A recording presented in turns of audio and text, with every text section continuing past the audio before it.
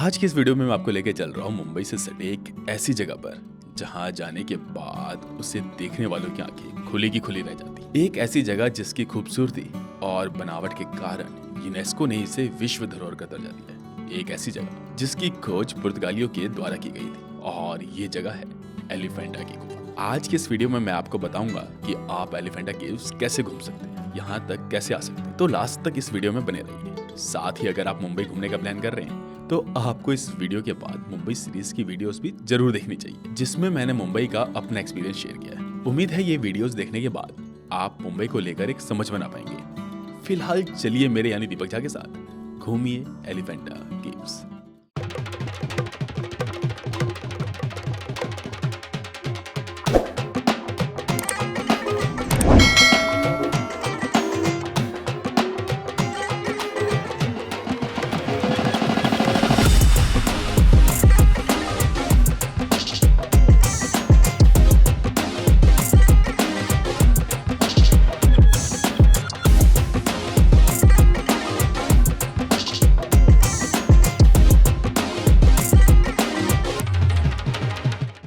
Elephanta caves आने के लिए सबसे पहले मैं पहुंच गया गेटवे ऑफ इंडिया, जहां जाकर मैंने 260 रुपए में फेरी की टिकट ली, जिसमें गेटवे ऑफ इंडिया से एलिफेंटा और वहां से वापस गेटवे ऑफ इंडिया तक की टिकट शामिल है। गेटवे ऑफ इंडिया के पास अलग अलग जगह पर जाने के लिए काउंटर है, जहां से फेरी की टिकट ले सकते हैं और फेरी लेकर मैं पहुंच गया एलिफेंटा। आज की फेरी नॉर्मल थी, इसमें कोई एसी वगैरह नहीं, जबकि इससे पहले मैंने अलीबाग जाने के लिए जो फेरी ली थी वो एसी वाली थी, जिसे आपने पिछली वीडियो में देखा होगा। आज ऐसे ही खुले में बैठकर एलिफेंटा केव्स तक जाना पड़ा। अब यहाँ ध्यान देने वाली बात ये है कि अगर आपको फेरी के बारे में नहीं पता तो आप मेरी तरह किनारे की सीट लेंगे ताकि साइट सीन कर सके और कुछ वीडियोस बना सके। लेकिन इस सीट का नुकसान ये होता है कि तेज लहरों के साथ पानी टकराकर आपके ऊपर आ जाता है, जिससे आप भीग जाते हैं और कपड़े गीले हो जाते हैं। वहीं यहाँ के लोकल्स हमेशा बीच की सीट लेना पसंद करते हैं और देखते ही देखते करीबन 40 मिनट में मैं एलिफेंटा पहुंच गया। यहाँ उतरते ही करीबन 1-1.5 किलोमीटर की दूरी टॉय ट्रेन से तय की, जिसके लिए 15 रुपए दिए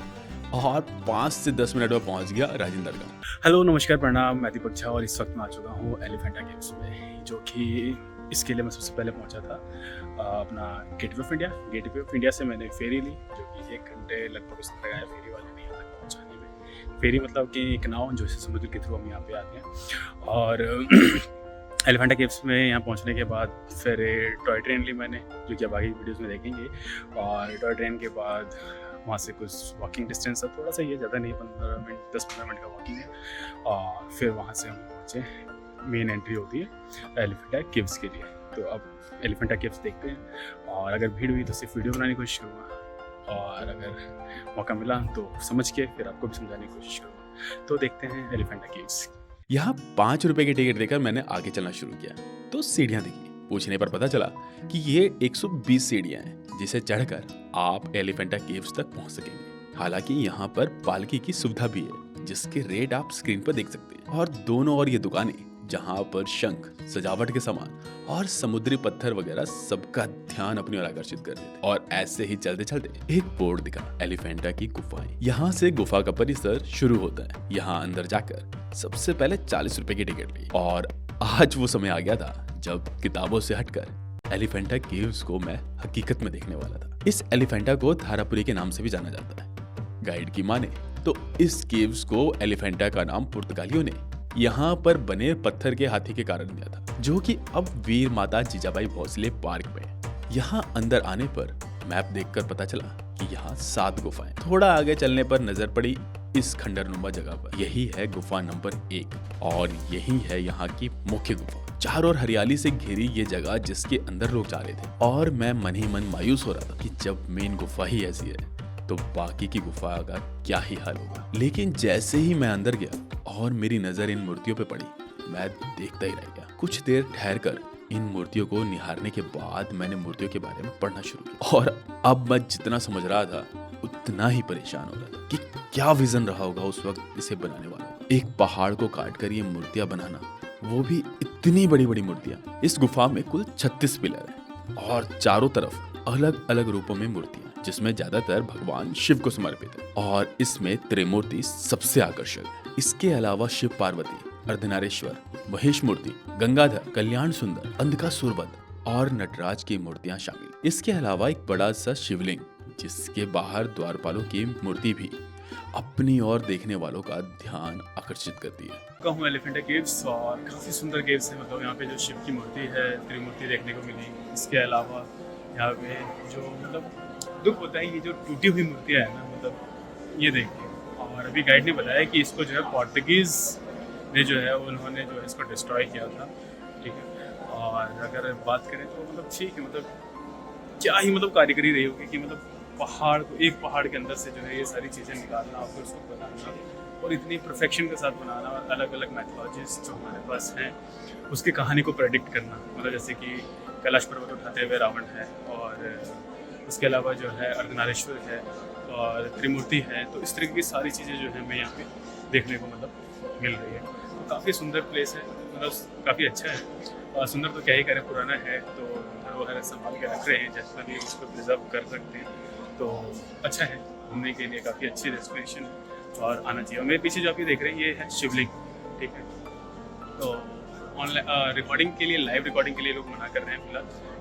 तो बस फोटोज़ खींचना अलाउ है, बाकी वीडियो वो बीच बीच में कह रहे हैं कि आप बना सकते हैं लेकिन लाइव नहीं कर सकते। तो अभी छोटी सी परमिशन गाइड से मांगी थी तो हमने दी है। तो इसी तरीके से यहाँ पे जो है आप आइए, घूमिए और देखिए अपना इतिहास जो है किस हाल में है। इसके बाद अब मैं गया गुफा नंबर 2 में, जहाँ जाने पर गुफा के अलावा कुछ भी देखने को नहीं मिला। और ये है एलिफेंटा केव्स का दूसरा हिस्सा। और अब तक मैंने 2 केव देखी, एक केव बंद है यहाँ पे। तो अब हम चलते हैं आगे की तरफ। ये इस केव में एक्चुअली काम पे कुछ था नहीं खास, मतलब सिर्फ गुफाएं हैं, लेकिन यहाँ पे किसी तरह की मूर्ति या कुछ नहीं है जो कि हमें पहले वाले में देखने को मिली थी।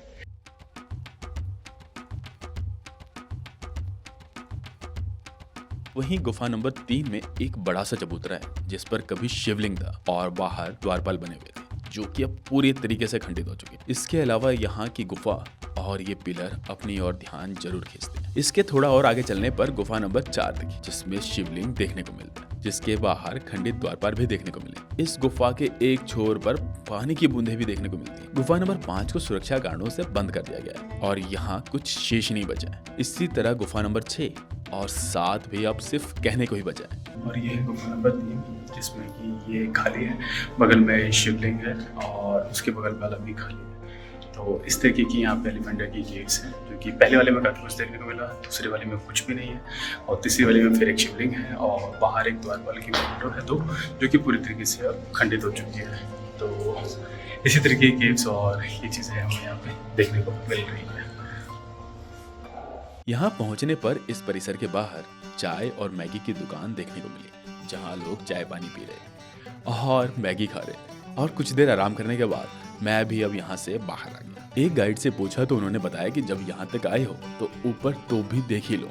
ये वही तोप है जिससे पुर्तगालियों ने यहाँ पर हमला किया था। ये रास्ता कच्चा था लेकिन दोनों ओर हरियाली होने के कारण यहाँ चलना थोड़ा सुखद था। लेकिन दिन भर की थकान के बाद यहाँ चलना, ये सुख दुख में ज्यादा बदल गया और करीबन 30 मिनट की चढ़ाई के बाद ये तोप दिखी जिस पर लोग बैठकर फोटो खिंचवा रहे, अपने अपने तरीके से मौज ले रहे। यहाँ से और भी ऊपर जाने के बाद दूसरी तोप दिखी। ये चलना तो बेवकूफी सी ही लग रही थी और यहाँ तक चलकर आकर मैं खुद को ठगा हुआ महसूस कर रहा था। एलिफेंटा केव्स घूमने के बाद जो है एंट्री करने के साथ ही जो है एक रास्ता राइट हैंड साइड की तरफ से ऊपर की ओर जाता है। तो ये रास्ता थोड़ी पहाड़ियों के ऊपर होता हुआ है और ये जो मेरे पीछे आप तोप देख रहे हैं तो ये वही तोप है जो ऊपर आने के बाद हमें देखने को मिलती है। यहाँ पे 2 हैं, तोप नंबर 1 और तोप नंबर 2। तो ये तोप नंबर 2 है और तोप नंबर 1 जो है वो नीचे की तरफ है। और गाइड ने जो बताया उन्होंने यही बताया कि यही वो तोप हैं जिनके द्वारा एलिफेंटा केव्स जो है सामने आई थी इन्हीं तोप से मारने के बाद। और काफ़ी कुछ इसमें जो है खंडित भी हो गया, डिस्ट्रॉय हो गया। और नीचे उतरकर मैगी खाकर टॉय ट्रेन से वापस फेरी तक आकर समुद्री रास्ते से ढलती शाम को निहारता हुआ आज की इस यात्रा को मैंने विश्राम दिया।